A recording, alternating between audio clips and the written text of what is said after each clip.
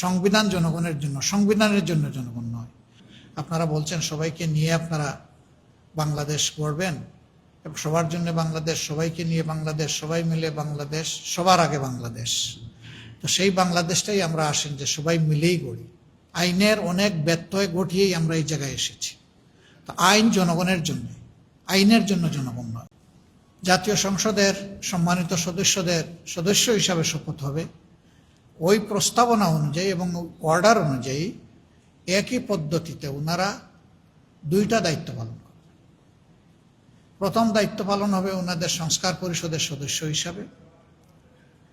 সংসদ গঠিত হওয়ার 180 দিনের ভিতরে ওনারা ওনাদের কর্ম সম্পাদন করে অটোমেটিক্যালি এই ক্যাপাসিটি ওনাদের ডিজলভ হয়ে যাবে। তখন ওনারা সংসদ সদস্য হিসাবে ফাংশন করা শুরু করবে। এর আলোকে নির্বাচন কমিশন থেকে আমাদেরকে সংসদ সচিবালয় থেকে আমাদেরকে চিঠি দেওয়া হয় শপথ গ্রহণ করার জন্য।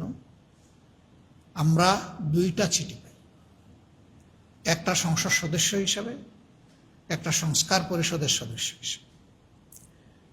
এবং ওখানেই গেজেটে লেখা ছিল যে অর্ডারের ভিত্তিতেই অ্যারেঞ্জমেন্ট লেখা ছিল যে একই ব্যক্তি এই দুইটা শপথ পাঠ করাবে। এটি হয়েছে। মাননীয় প্রধান নির্বাচন কমিশনার আমাদেরকে শপথ বাক্য পাঠ করিয়েছেন, সংসদ সদস্য হিসাবে প্রথম এবং সাথে সাথে আবার সংস্কার পরিষদের সদস্য হিসেবে।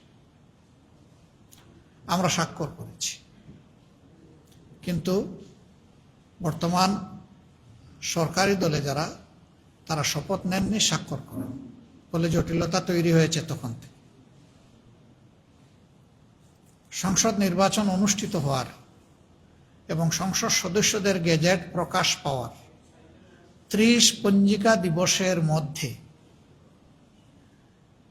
সংস্কার পরিষদের সভা আহ্বান করার বাধ্যবাধকতা আছে। এটা কিভাবে হবে? ওই একই প্রস্তাবনায় আছে যে পদ্ধতিতে সংসদ অধিবেশন আহ্বান করা হবে, একই অনুরূপ পদ্ধতিতে সংস্কার পরিষদের সভা আহ্বান করা। সংবিধানে লেখা আছে রাষ্ট্রপতি আহ্বান করবেন, কিন্তু রাষ্ট্রপতিকে লিখিতভাবে যিনি সরকার গঠন করবেন সেই সরকারি দলের প্রধান অর্থাৎ প্রধানমন্ত্রী লিখিত অনুরোধ জানাবেন।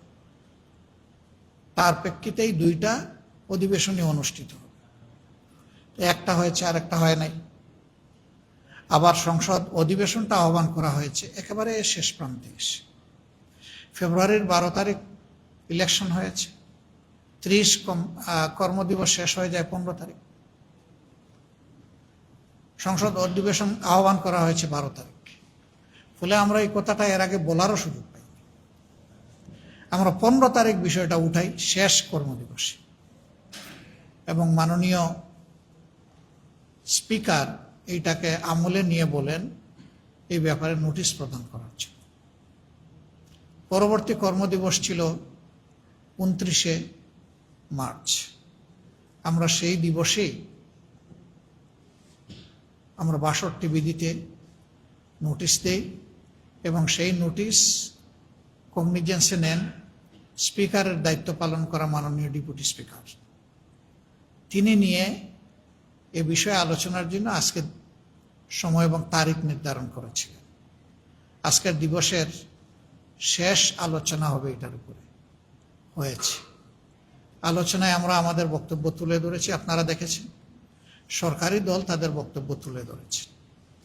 এখানে আইনি এবং প্রেক্ষাপটগত বক্তব্য, রাজনৈতিক পরিস্থিতি সবকিছুই সবার বক্তব্যে এসেছে। আমরা নিজেদের মতো করে সবাই যা উত্তম মনে করেছি সেই বক্তব্যটাই আমরা দিয়েছি।